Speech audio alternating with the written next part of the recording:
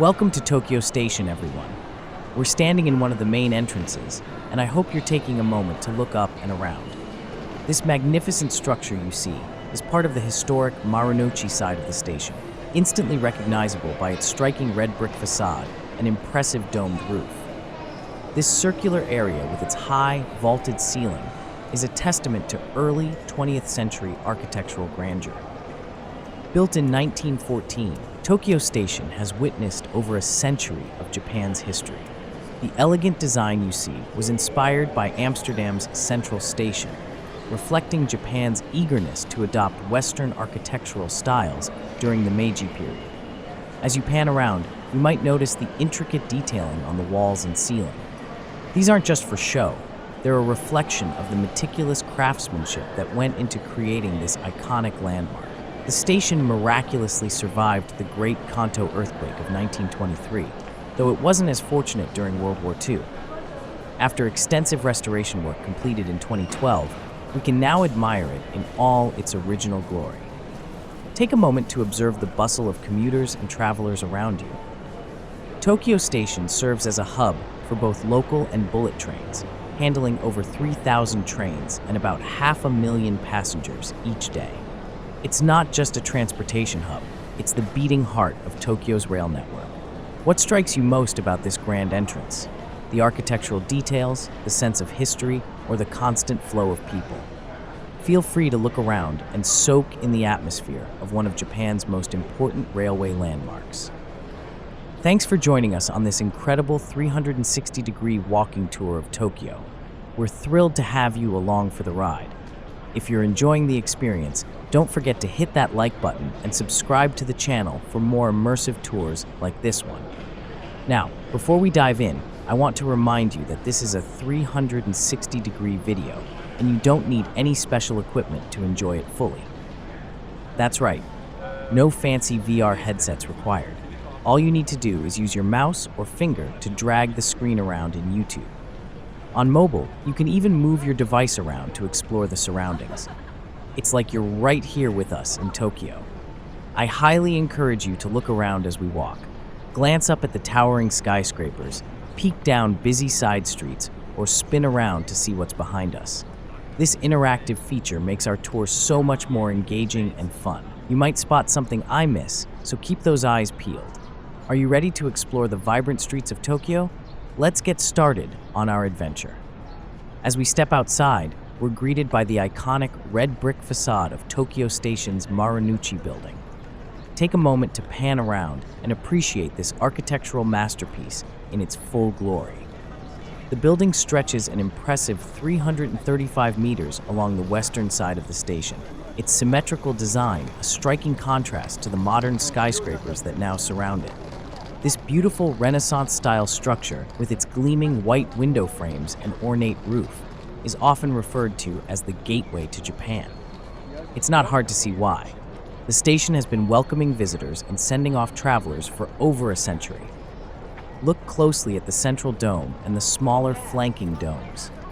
These were reconstructed to match the original 1914 design after being destroyed during World War II. The painstaking restoration completed in 2012 took 5 years and truly brought this grand old lady back to her former splendor. Feel the energy of the place, commuters rushing to catch their trains, tourists marveling at the architecture, and the constant hum of city life all around. This station isn't just a transit hub, it's a living piece of history and a vibrant part of Tokyo's daily rhythm.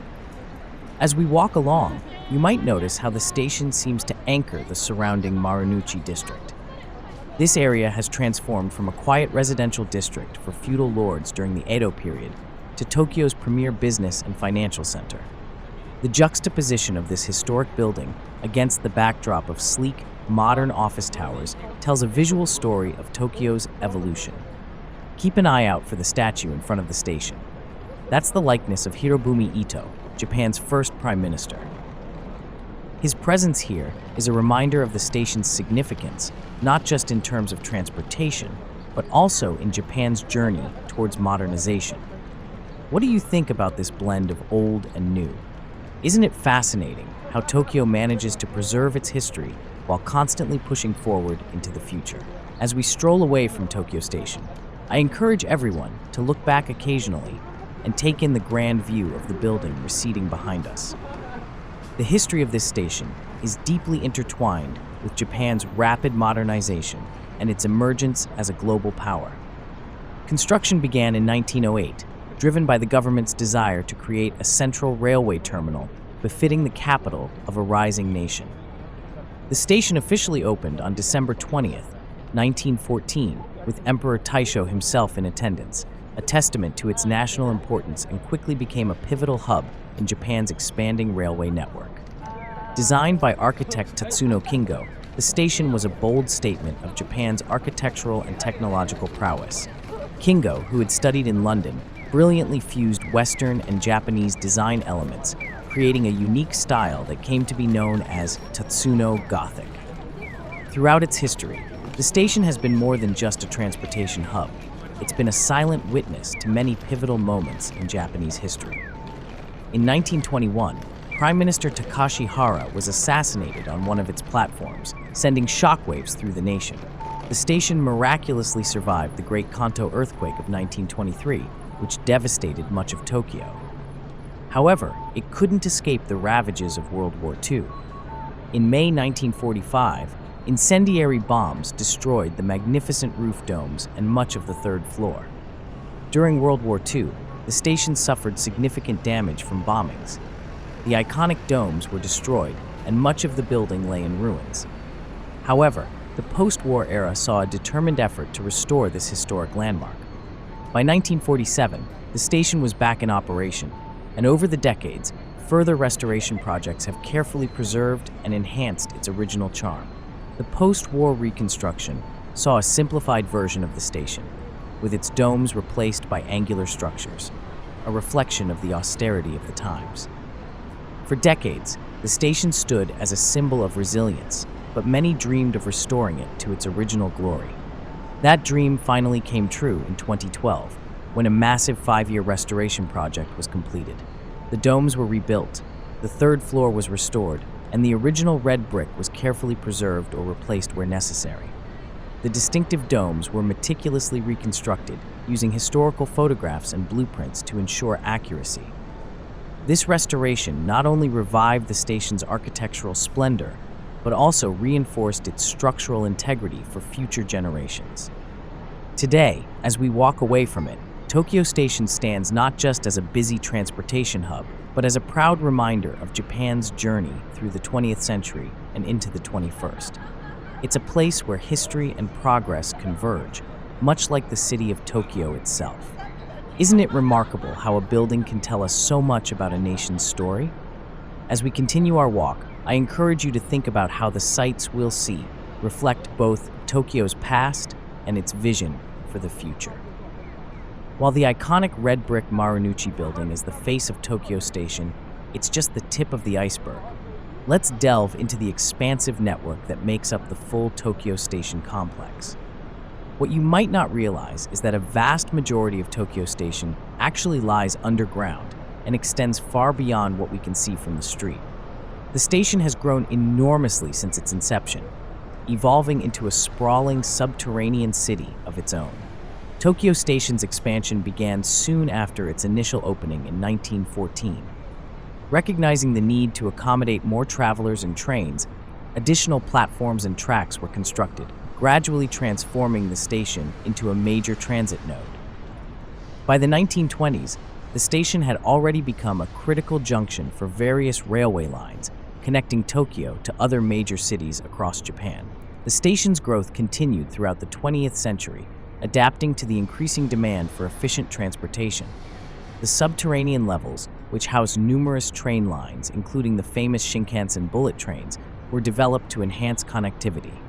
Today, Tokyo Station serves as a terminus for multiple Shinkansen lines, enabling rapid travel to distant parts of Japan, such as Osaka, Kyoto, and Hiroshima. Today, Tokyo Station serves as a nexus for various rail lines. It's home to 28 railway tracks on 4 main levels, 3 underground and 1 above ground. These tracks serve local trains, rapid services, long-distance trains, and of course, the famous Shinkansen bullet trains.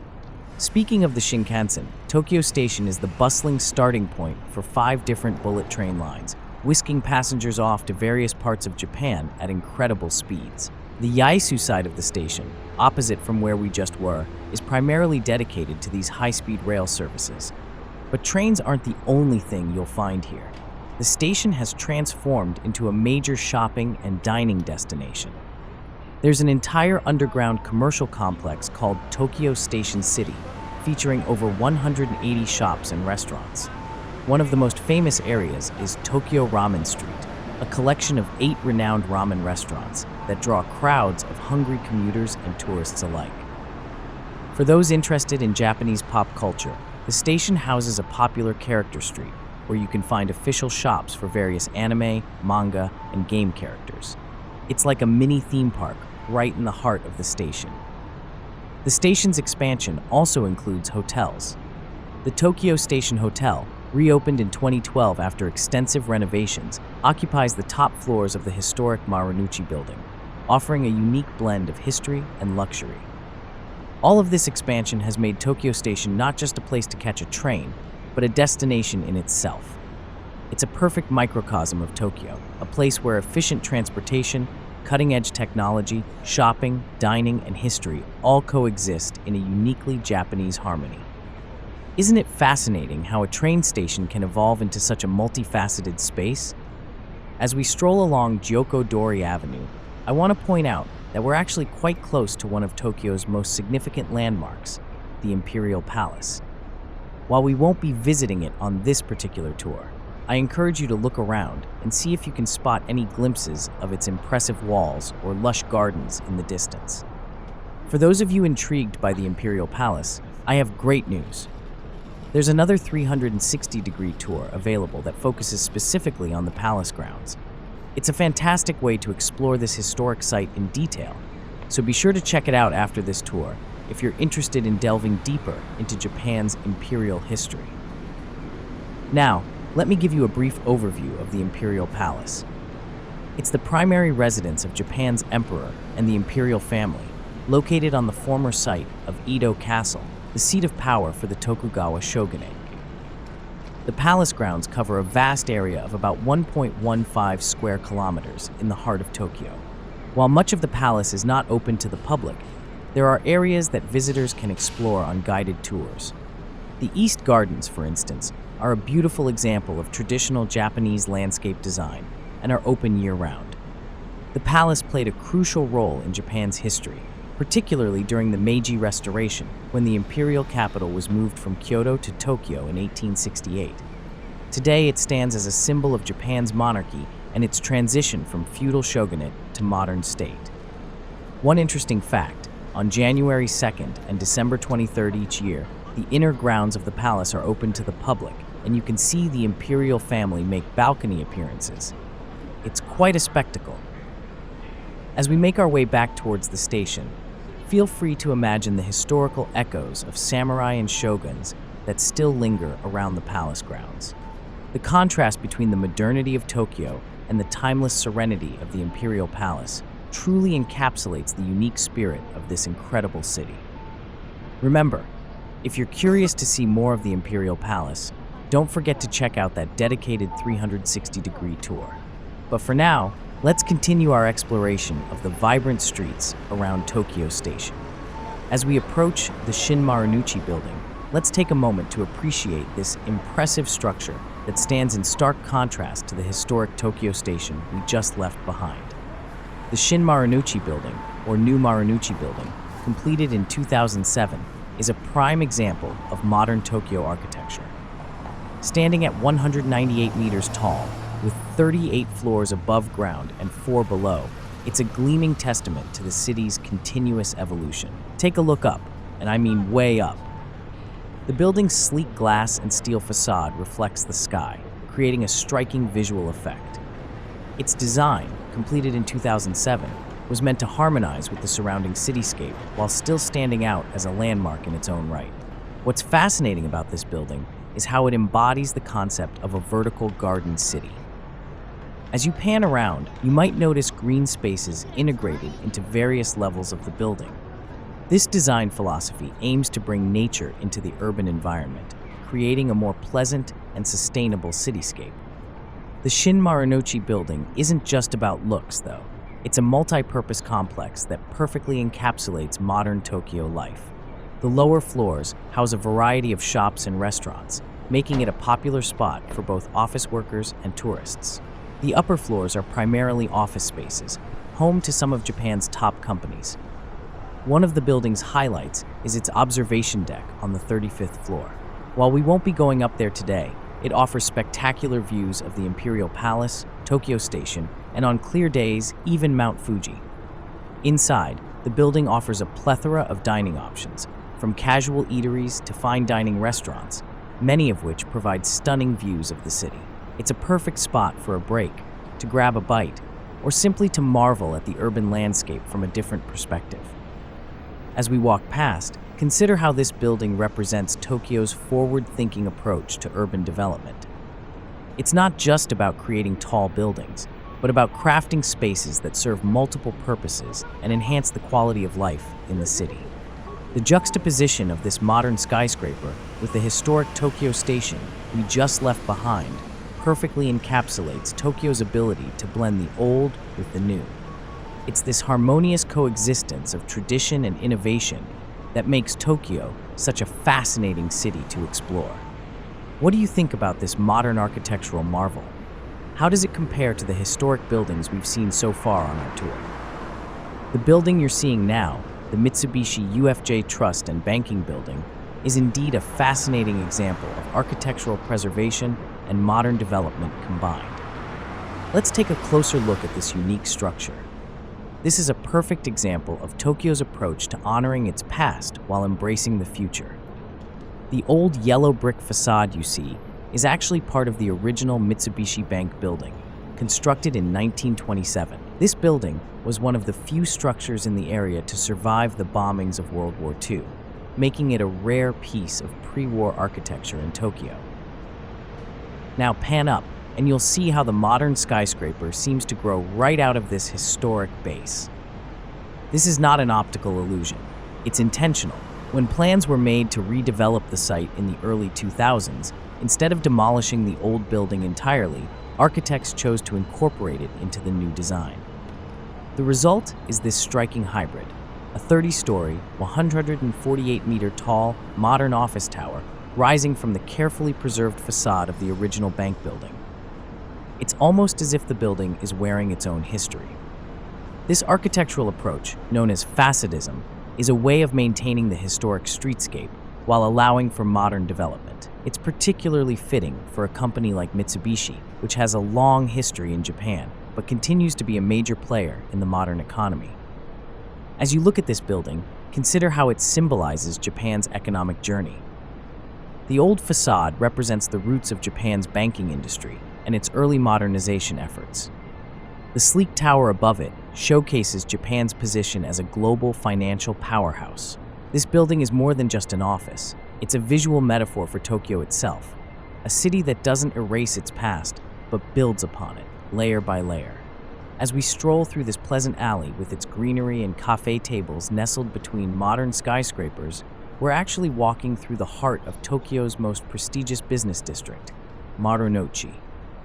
This area has a fascinating history that dates back to the Edo period, 1603-1867.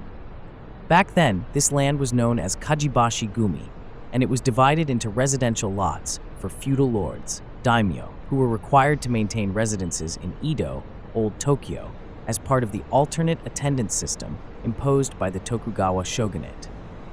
After the Meiji Restoration in 1868, when Japan began its rapid modernization, the land was acquired by the new government. The Mitsubishi Corporation, one of Japan's largest and most influential conglomerates, played a pivotal role in this development. In 1890, the government sold the entire district to Mitsubishi for a very low price, with the understanding that Mitsubishi would develop it into a modern business center. This is where the story of Marunouchi, as we know it today, begins. Mitsubishi's vision was to create a London-style office district, and they began constructing red brick buildings that earned the area the nickname London Block. Now, You might be wondering why there are so many high-rise buildings here today. The answer lies in Tokyo's post-war economic boom and the subsequent bubble economy of the 1980s. As Japan's economy soared, demand for office space in central Tokyo skyrocketed. This led to a massive redevelopment of Marunouchi, with many of the older buildings being replaced by modern skyscrapers. The alley we're walking through now is part of a more recent urban planning strategy. In the late 1990s and early 2000s, there was a push to make Marunouchi more than just an office district. The goal was to create a more vibrant, 24-hour neighborhood with restaurants, cafes, and shops at street level, exactly like what we're seeing now. These high buildings around us house some of Japan's most powerful corporations, financial institutions, and multinational companies. Marunouchi is often referred to as the Wall Street of Japan due to its concentration of financial firms. The strategic location of Marunouchi, nestled between Tokyo Station and the Imperial Palace, adds to its allure. With excellent transportation links and proximity to government institutions and cultural landmarks, it's no wonder that this area is so densely populated with high-rise buildings. Despite its modern appearance, Marunouchi still maintains strong connections to its past. The street layout largely follows the original grid pattern from the Edo period, and efforts have been made to preserve or recreate elements of historical architecture, as we saw with the Mitsubishi UFJ Trust and Banking Building. As we walk, take a moment to appreciate this unique space. The blend of towering skyscrapers with intimate, human-scale areas like this alley is quintessentially Tokyo, a city that manages to feel both vast and cozy at the same time. It's a testament to thoughtful urban planning that we can enjoy a peaceful cafe atmosphere right in the middle of one of the world's busiest business districts. As we walk down this wide street, it's easy to wonder where all the employees working in these towering buildings go for lunch. There aren't many obvious restaurants or eateries visible at street level, yet this area teems with thousands of office workers every day. So, where do they all eat? Let me share a little secret about Tokyo's dining scene, especially in business districts like Marunouchi. In Tokyo, much like an iceberg, what you see on the surface is just a small part of what's actually here. The answer to your question lies largely underground and up in the sky. First, let's talk about what's beneath our feet. Many of these towering office buildings have vast underground complexes filled with restaurants, cafes, and food courts. These subterranean dining areas, often called underground cities, are incredibly popular for quick lunches. They offer a wide variety of cuisines, from traditional Japanese to international options, often at reasonable prices. Now, look up at these skyscrapers. Many of them have restaurants on their upper floors, offering not just a meal, but also spectacular views of the city. These range from casual cafeterias for everyday lunches to high-end establishments perfect for business dinners or special occasions. But that's not all. Tokyo is famous for its depachika, the basement floors of department stores dedicated entirely to food. These are like gourmet wonderlands, offering everything from bento boxes and sushi to international delicacies and sweet treats. Many office workers pick up their lunches here. Another popular option is the Keep Building, located near Tokyo Station. Key is not only a shopping and dining complex, but also a historical site that used to be the Tokyo Central Post Office. Its various floors are filled with restaurants and cafes, making it a favorite lunch spot for many employees in the area. For those seeking a more relaxed outdoor dining experience, there are also several hidden gems. The nearby alleys and side streets often house cozy, lesser-known cafes and eateries, providing a quieter and more intimate setting away from the hustle and bustle of the main streets. These spots are perfect for those looking to enjoy a peaceful lunch break amidst some greenery or unique architecture. One more popular option, especially when the weather is nice, is tachigui, or stand-up eating establishments. These are small, often open-fronted places where you can grab a quick bowl of noodles or some sushi while standing at a counter. And let's not forget about convenience stores. In Japan, these are on a whole different level. They offer a wide range of high-quality, ready-to-eat meals that many office workers rely on for a quick, affordable lunch. Lastly, in recent years, Many office buildings have started incorporating green spaces like rooftop gardens or terraces where employees can enjoy their lunch outdoors. Some people might bring their own bento boxes from home to eat in these spaces. So while it might not be immediately apparent, rest assured that the hardworking folks in these offices have plenty of dining options. It's just that in space-conscious Tokyo, these eateries are often tucked away, waiting to be discovered by those who know where to look. Isn't it fascinating how Tokyo manages to feed so many people in such a compact space? It's yet another example of the city's ingenuity and efficient use of space. As we continue our walk through the Marunouchi district, let's delve into the corporate landscape that surrounds us. It's fascinating to consider the sheer scale and significance of the businesses operating here. This area is home to some of Japan's most influential companies, making it a pivotal center for commerce and finance. Marunouchi is often referred to as Japan's corporate heartland, and for good reason. This district is home to the headquarters of many of Japan's largest and most influential companies. Let me give you an overview of some major players you'll find here. First and foremost, the Mitsubishi Group has a significant presence. After all, they were the original developers of this area. You'll find the offices of Mitsubishi Corporation, Mitsubishi UFJ Financial Group, and Mitsubishi Electric, among others. Other financial giants with offices here include Sumitomo Mitsui Banking Corporation, Mizuho Bank, and the Bank of Tokyo Mitsubishi UFJ. The Tokyo Stock Exchange, while not directly in Marunouchi, is just a stone's throw away in the adjacent Nihonbashi district. Major Japanese corporations like JR East, one of Japan's largest railway companies, Nippon Yusen, a shipping company, and Hitachi also call Marunouchi home. International firms haven't been left out either. Companies like JP Morgan, Citigroup, and KPMG have significant operations here, underlining Marunouchi's status as a global financial center. The modern skyscrapers we've passed, including the Shin Marunouchi building and the Mitsubishi UFJ Trust and Banking building, house a vast array of businesses. This mix includes everything from tech startups to established firms in sectors like telecommunications, real estate, and insurance. Major tech companies, such as Hitachi and Fujitsu, also have offices here, emphasizing the district's diverse corporate ecosystem. Now, regarding the number of employees in these buildings, it's staggering. While exact numbers can vary, it's not uncommon for a single high-rise office building in Marunouchi to house anywhere from 5,000 to 10,000 employees. Some of the larger buildings might even accommodate up to 20,000 workers.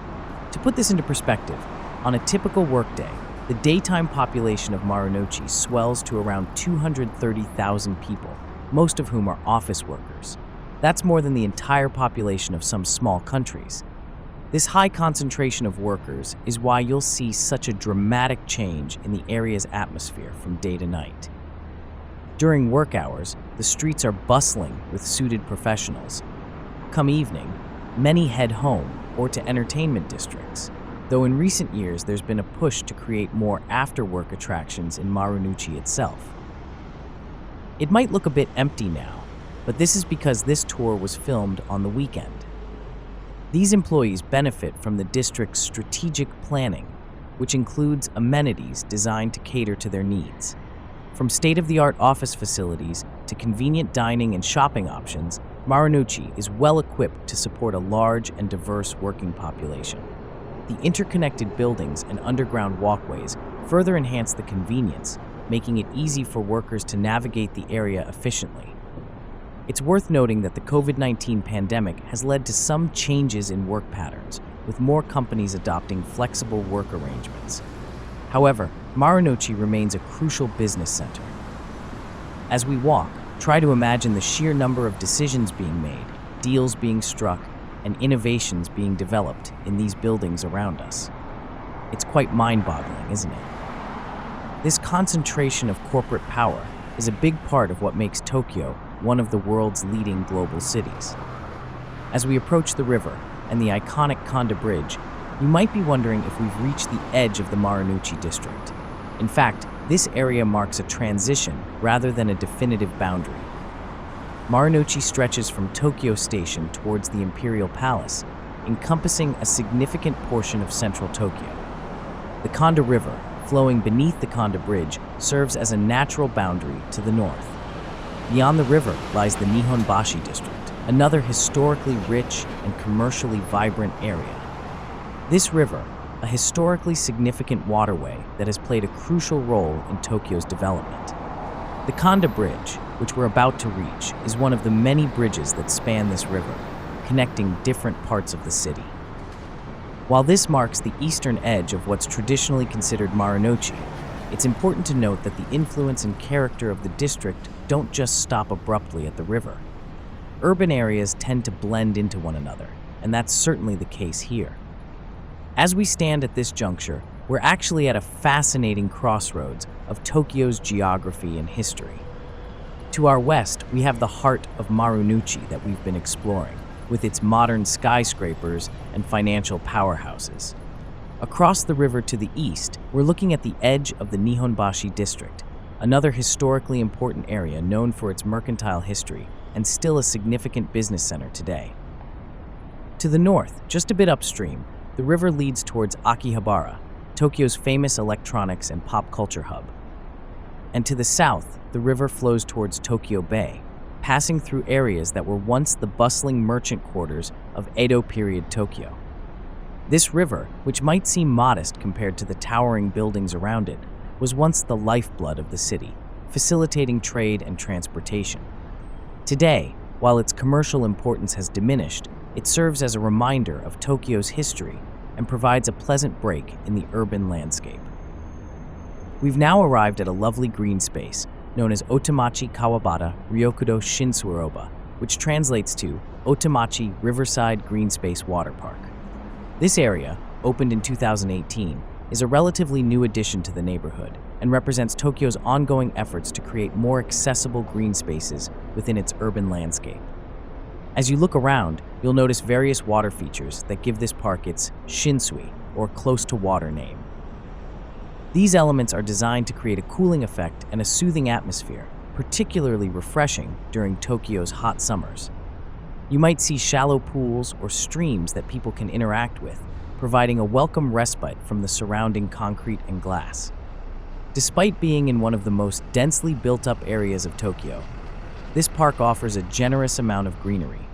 Trees, shrubs, and seasonal plantings help to soften the urban environment and provide a touch of nature. Take a moment to appreciate how this greenery contrasts with the towering skyscrapers around us. You'll also notice plenty of seating areas scattered throughout the park.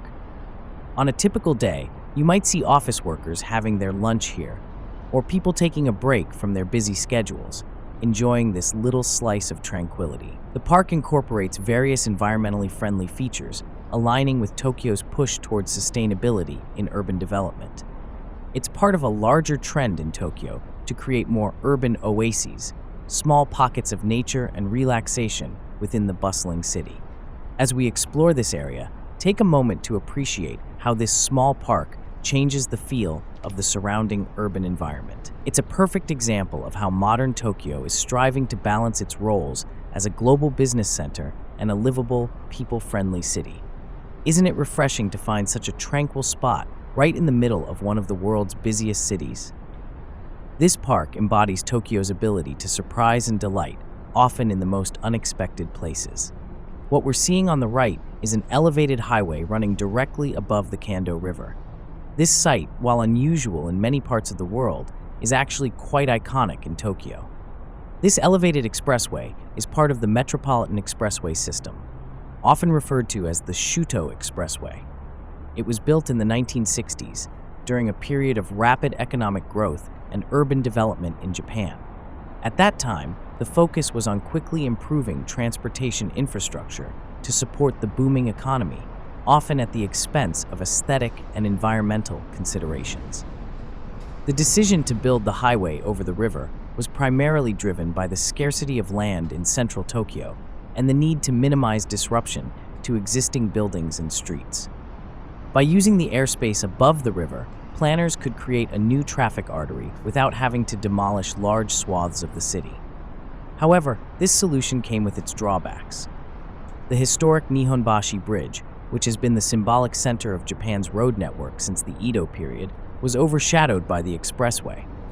The river, once a vital part of Tokyo's landscape and daily life, was largely hidden from view and its environment significantly altered. In recent years, there's been growing discussion about the future of this elevated highway.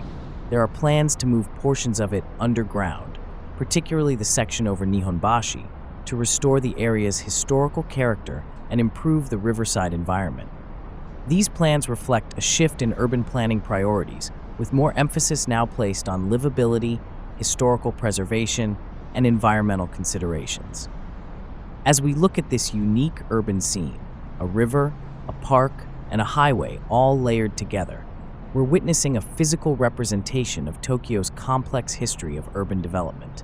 It's a testament to how the city has grown and adapted over time, sometimes creating unusual juxtapositions in the process. This view encapsulates the challenges faced by many modern cities: how to balance the needs of transportation, commerce, history, and nature. It's a reminder that urban planning decisions made decades ago continue to shape the city we see today, and that Tokyo, like many global cities, is continually reimagining itself for the future. What do you think about this unique urban landscape? It's certainly a conversation starter and a vivid example of how Tokyo often surprises visitors with its unconventional urban solutions. We've seen some fantastic sights so far, from the historic Tokyo Station to the serene Otemachi Park and the unique sight of an elevated highway over the Nihonbashi River. What has been your favorite part of the tour? If you're enjoying this journey, please like, subscribe, and share this video. Don't forget to hit the bell notification icon to stay updated on our latest tours. Also, let us know in the comments, do you prefer these 360-degree videos, or do you like traditional videos better? We love hearing your feedback. Let's talk about car usage in Tokyo as we'll continue our walk alongside the elevated highway, now on the opposite bank of the river. It's an interesting topic, especially given the massive expressway looming above us. Despite what this impressive piece of infrastructure might suggest, Tokyo actually has a rather unique relationship with cars compared to many other global cities. You might be surprised to learn that car ownership and usage in Tokyo is relatively low for a city of its size and economic status. One of the main reasons for this is Tokyo's incredibly efficient and extensive public transportation system. The metro, suburban trains, and bus networks are so well developed and reliable that many Tokyo residents find they simply don't need a car for their daily lives. In fact, you'll often see businessmen in suits and families with small children all using public transport together. Another factor that discourages car ownership in Tokyo is the cost. Before you can even buy a car here, you need to prove that you have a designated parking space for it. No easy feat in this densely populated city. Parking spaces can often cost as much as the car itself. Add to that the high costs of insurance, taxes, and toll roads like the expressway above us, and you can see why many Tokyoites opt out of car ownership. That's not to say cars aren't used in Tokyo. Taxis are a common sight, especially late at night when trains stop running. And car-sharing services have become increasingly popular in recent years, offering the convenience of a car without the hassle of ownership. For those who do drive in Tokyo, it's quite an experience. The city's road system can be confusing to newcomers, with its mix of narrow side streets and multi-lane expressways. Traffic can be heavy, especially during rush hours, which is another reason many prefer the predictability of trains. Interestingly, despite the expressway above us, much of Tokyo's street-level traffic moves at a relatively sedate pace. Speed limits are generally low, and there's a culture of cautious, courteous driving. You'll rarely hear honking horns or see aggressive driving behaviors that are common in some other big cities. It's also worth noting that Japan is at the forefront of developing autonomous vehicle technology. In the coming years, we might see significant changes in how cars are used in Tokyo, potentially making them more integrated with the public transport system. As we walk under this massive expressway, it's fascinating to consider how it represents just one part of Tokyo's complex transportation ecosystem. The city's approach to cars and transport in general is a blend of high-tech solutions and practical considerations, always adapting to the unique challenges of this bustling metropolis. What do you think about this approach to urban transportation? It's quite different from many Western cities, isn't it? Japan's position at the forefront of autonomous vehicle technology is an exciting and rapidly evolving field that's worth exploring in more detail. Japan, with its strong automotive industry and culture of technological innovation, has been making significant strides in the development of self-driving cars. Companies like Toyota, Nissan, and Honda are investing heavily in this technology, seeing it as the future of transportation. One of the key drivers behind Japan's push for autonomous vehicles is the country's aging population. With a growing number of elderly citizens, many of whom live in rural areas with limited public transportation, self-driving cars are seen as a potential solution to maintain mobility and independence for older adults. The Japanese government has been highly supportive of these efforts. They've set ambitious goals for the implementation of autonomous driving technology. For instance, they aim to have level 3 autonomous vehicles, where the car can handle most driving tasks, but human intervention may be required, on Japanese highways by 2025. They're even looking ahead to level 4 autonomy, where the car can handle most driving situations independently in limited urban areas by 2030. To facilitate this, Japan has been updating its laws and regulations. In 2019, they amended their Road Traffic Act to allow for level 3 autonomous driving on public roads, making them one of the first countries in the world to do so. But it's not just about cars. Japan is also exploring autonomous technology for other forms of transportation. For example, there have been trials of self-driving buses in rural areas, and even experiments with autonomous ships for maritime trade. One fascinating project is the development of autonomous taxis. With Tokyo's complex network of narrow streets and high demand for taxis, especially during late hours when trains aren't running, self-driving taxis could revolutionize urban transportation. However, implementing this technology in a city as dense and complex as Tokyo presents unique challenges. The autonomous systems need to be able to navigate crowded streets, understand complex traffic signals, and interact safely with pedestrians and cyclists. To address these challenges, Japan is leveraging its expertise in sensors, cameras, and artificial intelligence. They're also exploring the use of high-definition 3D maps and next-generation mobile networks to support these autonomous systems. We've just reached a fascinating historical site, the remains of the Kandabashimon Gate. This informational plaque gives us a glimpse into the rich history of this area. The Kandabashimon Gate, also known as Shibasaki-Guchimon Gate or Kandaguchimon Gate, was an important checkpoint during the Edo period. It was constructed in 1629, during the early years of the Tokugawa shogunate. This gate was part of the Unaramichi, a road used by the shogun, the military leader of Japan, to visit Ueno Kanneji Temple. Due to its strategic importance, security around this gate was particularly tight. What's interesting is how this gate reflects the urban planning and defensive strategies of feudal Japan. It was built by the feudal lord of Shimatsuka Muka Han, now in Tochigi Prefecture, Imaba Masakatsu. The gate's location was crucial because the opposite bank of the Kanda River served as a port where materials for the fortification of Edo Castle were unloaded. The gate itself was quite impressive, a 2-story structure with a room on the 2nd floor. However, like many historical structures in Tokyo, it has undergone several changes over the centuries. In 1873, during the early Meiji period, the Yagura Gate, the 2-story gate, was taken down. In 1884, the wooden bridge was rebuilt. The site continued to evolve with Tokyo's urban development. It was repaired when the road was widened and trams began running. Unfortunately, like much of Tokyo, it was destroyed by fire in the Great Kanto earthquake of 1923, but was subsequently rebuilt. What we saw was not the original structure, of course.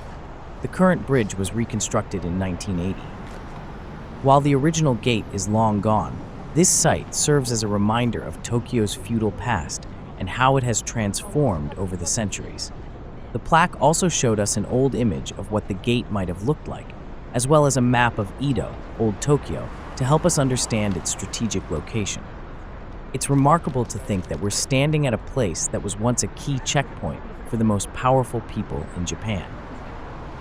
As we wait for the green light to cross this wide street, let's shift our focus to another exciting aspect of Japan's automotive industry, the push towards electric and hydrogen-powered vehicles.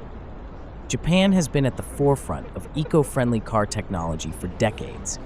You might remember that the Toyota Prius, one of the world's first mass-produced hybrid cars, came from Japan. Now, the country is taking the next step with all-electric and hydrogen fuel cell vehicles. Electric vehicles, or EVs, are becoming an increasingly common sight on Tokyo's streets. The government has been offering incentives to promote EV adoption, and you'll see charging stations popping up all over the city. Japanese automakers like Nissan, with its popular Leaf model, have been global leaders in EV technology. But what's really unique about Japan's approach is its strong push for hydrogen fuel cell vehicles. While many countries have focused primarily on battery electric vehicles, Japan sees hydrogen as a key part of its future energy mix. Toyota's Mirai, one of the world's first mass-produced hydrogen fuel cell cars, is a testament to this commitment. Hydrogen fuel cell vehicles are particularly interesting because they produce zero emissions, with water being their only byproduct. They can be refueled quickly, similar to gasoline cars, which is seen as an advantage over the longer charging times of battery electric vehicles. However, the infrastructure for hydrogen vehicles is still in its early stages. If you look around, you're much more likely to spot an EV charging station than a hydrogen refueling station. But the government and private sector are working together to expand this network, especially in preparation for the future, where they hope hydrogen will play a bigger role. As we walk, take a look at the cars passing by. While many are still traditional gasoline-powered vehicles, you might spot the distinctive design of a Nissan Leaf, or perhaps even the futuristic look of a Toyota Mirai. These cars represent the cutting edge of automotive technology and a glimpse into the future of transportation. The light's about to change, but as we cross, consider how the shift to electric and hydrogen vehicles might change not just the cars we see, but the very infrastructure of cities like Tokyo. Imagine a future where the air is cleaner, the streets are quieter, and the energy powering our transportation comes from renewable sources. That's the vision Japan is working towards with these technologies. Have you spotted something quite interesting and characteristic of urban Japan? Those separate white devices near parking lots are parking payment machines, and they're a common sight throughout Tokyo and other Japanese cities. These machines, often called parking meters or ticket machines, are an integral part of Japan's efficient and space-saving approach to urban parking. Unlike some countries where you might pay at a central machine or to an attendant, in Japan, many parking lots have individual payment stations for each parking space. Here's how they typically work. When you park your car, you'll receive a ticket from a machine at the entrance of the parking lot. When you're ready to leave, you take this ticket to one of these payment machines. You insert the ticket, and the machine calculates how long you've been parked and displays the amount due. After you pay, usually with coins or sometimes with electronic payment methods, the machine will return your validated ticket. You then use this ticket to exit the parking lot. This system is designed to be efficient and reduce the need for human staff. It's part of Japan's broader culture of automation and self-service, which you'll see in many aspects of daily life here. What's particularly clever about this system is how it maximizes space in a city where every square meter counts. By eliminating the need for a central payment booth or office, more space can be dedicated to actual parking spots. It's also worth noting that in some areas, especially in busy shopping districts or near train stations, you might see parking lots that use mechanical systems to stack cars vertically. These automated parking garages are another innovative solution to the challenge of providing adequate parking in a densely populated city. As we continue our walk, keep an eye out for these parking systems. They're a small but significant example of how Tokyo and other Japanese cities have adapted to the challenges of urban car ownership and space management. It's yet another way that Japan blends technology and practicality to make city living more efficient. And remember, if you ever need to park a car in Tokyo, don't look for a person to pay. Look for one of these machines instead. As we make our way back towards Tokyo Station, let's talk about the future of Marunouchi, especially given those cranes you've spotted on the right side. These are clear indicators that this area is continuously evolving.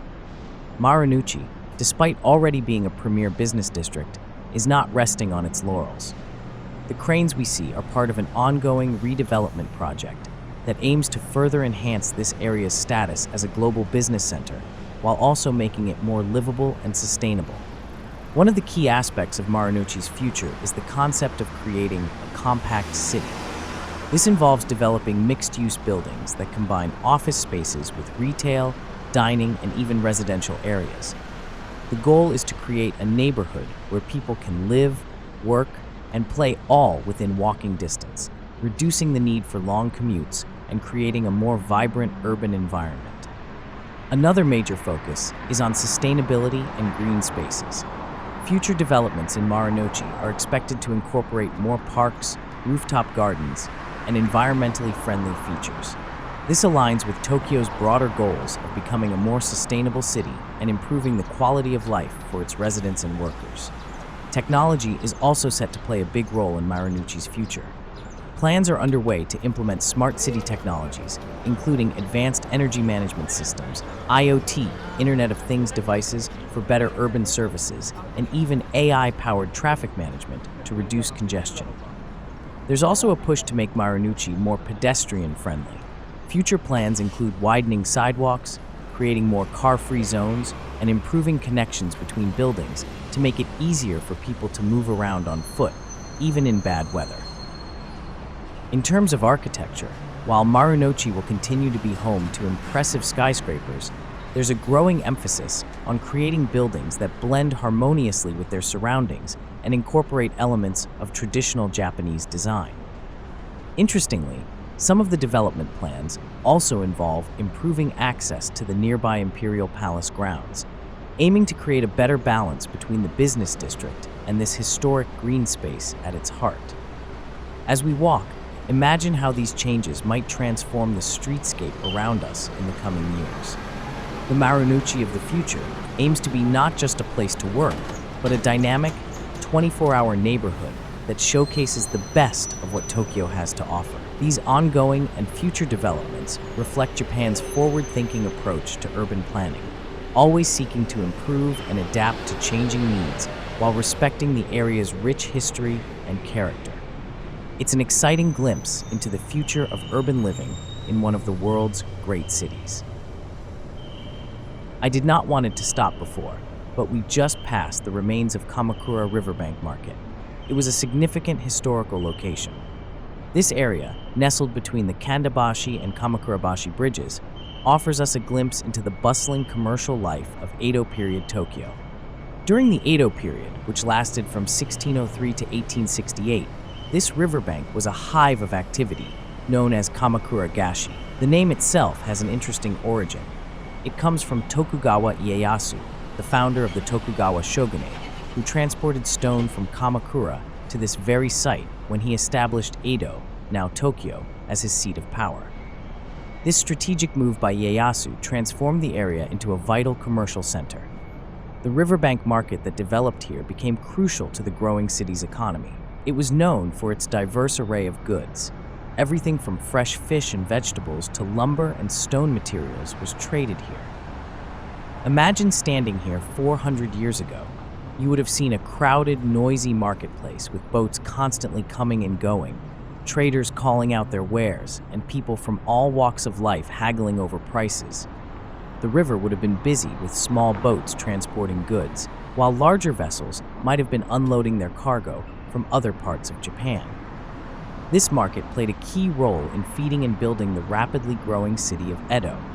The fish and vegetables sold here would have ended up on the tables of everyone from humble townspeople to powerful samurai. The lumber and stone traded here literally built the city, being used in the construction of everything from simple homes to grand temples, and, of course, Edo Castle itself. The presence of this market also tells us something about the importance of waterways in Old Edo. Before the advent of railways and modern roads, rivers were the superhighways of their day, crucial for transporting goods and people. Today, we're reminded of how much Tokyo has changed over the centuries. The busy riverbank market is long gone, replaced by modern infrastructure and buildings. Yet, sites like this help us connect with the city's rich past and understand how it evolved into the metropolis we see today. It's fascinating to think about how this area has transformed from a noisy, crowded marketplace to the modern cityscape we see today. Yet, in many ways, the spirit of commerce and busy city life that characterized Kamakura Gashi lives on in the bustling streets and businesses of modern Tokyo. As we continue our walk back towards Tokyo Station, let's keep in mind how places like the Kamakura Riverbank Market laid the foundation for the vibrant, dynamic city we're exploring today. It's these layers of history that make Tokyo such a fascinating place to discover. We've just passed another fascinating informational stall that offers insights into the history and significance of Tokyo's waterways and urban development. Let's delve into the details presented there and explore the rich tapestry of Tokyo's past and its evolution into the vibrant metropolis it is today. Edo, the historical name for Tokyo, was built on a foundation of waterways. The construction of Edo Castle turned this area into a semi-aquatic landscape. The nearby river was prepared as the castle's outer moat, known as the Nihonbashi River today. This network of canals and rivers facilitated the movement of goods and people, earning Edo the nickname City of Water. Edo Castle's construction transformed this area into samurai land, with the Nihonbashi River forming part of the castle's outer moats. Prominent families like the Gosankyo Hitotsubashi, Fudai Daimyo Sakai, and Gokomon Matsudaira had residences here. This area also housed the Kamakura Riverbank Market, an essential commercial hub. Edo's city planning was influenced by Onmyodo, a traditional Japanese cosmology aimed at harmonizing natural energies. The Kaneji Temple was built to the northeast to ward off evil spirits, and the placement of daimyo residences further purified the area's energy. The outer moat of Edo Castle provided the basis for a pedestrian road along the Nihonbashi River. Over time, the area evolved from a water-centric economy to one focused on land transportation. The Meiji Restoration and subsequent periods saw roads and railways replace many waterways. By the Showa period, expressways, particularly built for the Tokyo Olympics, filled in many of these waterways, transforming the water capital into a modern urban landscape. The stalls explained that during the Edo period, these waterways were bustling with activity. They served as vital transportation routes for commerce and daily life. The riverbanks were lined with bustling markets where merchants sold fresh produce, fish, and various goods. These markets were integral to the local economy and social fabric, creating a lively atmosphere that characterized Edo's urban life. From the Edo period to the present day, the area around Kondabashi and Kamakurabashi bridges has played a crucial role in Tokyo's urban landscape. The market here, known as Kamakura Gashi, was established when Tokugawa Ieyasu brought stone from Kamakura to build Edo Castle. This market became a hub for goods transported via the waterways, including fish, vegetables, and construction materials. During the Edo period, the riverbanks were not only commercial centers but also social gathering spots. The area adjacent to the river housed various businesses, including liquor stores like the famous Toshimaya, which started around 1657. This vibrant marketplace was a focal point for the local community, contributing to the area's economic vitality. With the Meiji Restoration in 1868, Japan underwent rapid modernization, and Tokyo, as the capital, saw significant changes. The Meiji period, 1868 to 1912, marked the beginning of substantial urban development. The introduction of Western technologies and the expansion of the railway network transformed the city's infrastructure. The area around the Nihonbashi River continued to evolve, adapting to the new demands of a growing modern city. During the Taisho, 1912 to 1926, and Showa, 1926 to 1989 periods, further advancements were made. Tokyo's urban landscape saw the construction of modern roads, bridges, and buildings.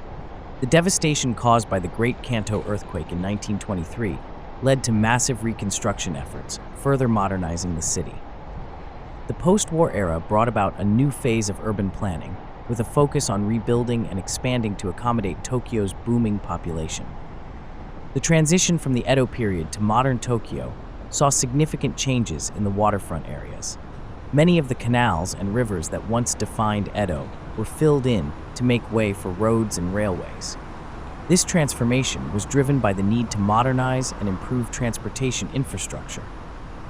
The construction of elevated highways, like the one above the Nihonbashi River, reflects this shift in urban planning priorities. However, recent efforts have focused on revitalizing these waterfront spaces. Projects aimed at restoring the historical significance and natural beauty of Tokyo's waterways are underway. The Otemachi Kawabata Ryokudo Shinsui Hiroba Park, where we are now, is part of this initiative. It serves as a green oasis amidst the urban environment, connecting modern Tokyo with its rich historical roots. As we continue our walk, it's fascinating to reflect on how Tokyo has managed to preserve its historical essence while embracing modernity. The juxtaposition of ancient markets and state-of-the-art infrastructure highlights the city's unique character. The remnants of the Kamakura Riverbank Market and the bustling commercial activities of the Edo period provide a glimpse into the vibrant history that has shaped Tokyo. This area, with its informative stalls and scenic parks, offers a perfect blend of education and leisure. It invites visitors to explore the layers of history embedded in Tokyo's streets and appreciate the careful balance between preserving the past and fostering future growth. Tokyo's transformation from a water capital during the Edo period to a global metropolis today is a testament to its resilience and adaptability. The intricate network of waterways that once defined the city has given way to modern infrastructure, yet efforts to preserve and celebrate Tokyo's historical heritage continue. As we draw our tour to a close and circle back to Tokyo Station, let's delve into the fascinating story of its recent renovation, a project that perfectly encapsulates Tokyo's commitment to preserving its rich heritage while embracing the demands of the modern world. Tokyo Station, with its iconic red brick Marunouchi building, first opened its doors in 1914. Designed by architect Tatsuno Kingo, it was a symbol of Japan's modernization during the early 20th century, combining Western architectural influences with Japanese craftsmanship. However, the station suffered significant damage during World War II, particularly to its distinctive domes, which were destroyed in air raids. In the decades that followed, Tokyo Station remained a bustling transit hub, but its architectural glory was somewhat diminished. Recognizing the importance of the station as a historical and cultural landmark, an ambitious renovation project was undertaken from 2007 to 2012. The goal was to restore the station to its former grandeur, preserving its historical essence while upgrading its facilities to meet contemporary needs. The restoration process was meticulous. Using historical photographs, blueprints, and other archival materials, the team of architects and craftsmen worked diligently to reconstruct the station's original features. The iconic domes were carefully rebuilt, restoring the majestic skyline that had defined Tokyo Station's silhouette in the early 20th century. The facade was cleaned and repaired, ensuring that the red brick exterior and intricate details, such as the decorative cornices and window frames, were faithfully restored. Inside, the station was transformed to offer modern amenities and comforts. While maintaining the historical ambiance, the interior spaces were upgraded to include state-of-the-art facilities for travelers. This balance of old and new is a testament to Tokyo's philosophy of blending tradition with innovation. The renovated station now houses a mix of retail shops, restaurants, and lounges, making it not only a transit point, but also a destination in its own right. The completion of the renovation in 2012 was a momentous occasion. It marked nearly a century since the station's original opening and underscored Tokyo's dedication to preserving its architectural heritage. The project was celebrated for its success in bringing a piece of history back to life, allowing both residents and visitors to experience the grandeur of early 20th century Japan. This renovation of Tokyo Station is symbolic of the city's broader efforts to honor its past while preparing for the future. Tokyo is constantly evolving, yet it remains deeply connected to its history. The station stands as a shining example of this dynamic, offering a window into the past amidst the hustle and bustle of a modern metropolis. As we near the end of our 360-degree tour and circle back to Tokyo Station, I want to extend a heartfelt thank you to everyone who joined us today. Your interest and engagement make these tours worthwhile. Tokyo is a city of contrasts and continuity, where ancient traditions seamlessly blend with cutting-edge innovations. We've walked through areas that have been significant since the Edo period, witnessing how they have evolved to meet the needs of a modern metropolis.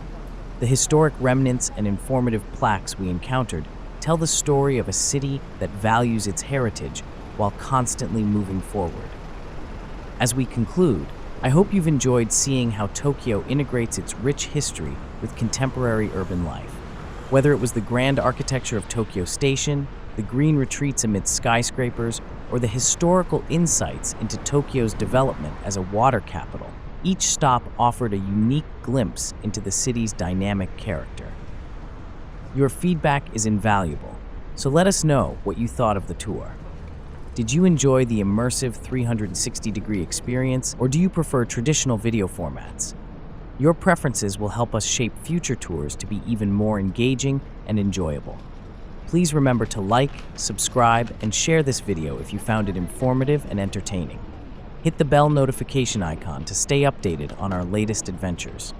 By subscribing, you ensure you won't miss out on our future explorations of other fascinating places around the world. Tokyo is a city that never ceases to amaze, and there's always more to discover. If this tour sparked your curiosity, I encourage you to delve deeper into its other districts and historical sites. Each area has its own stories and secrets waiting to be uncovered. Thank you again for your time and attention. It's been a pleasure guiding you through Tokyo's heart, and I look forward to having you join us on our next adventure. Whether it's another walk through a bustling city or a serene journey through nature, we aim to bring you the best of both worlds in an engaging and informative way.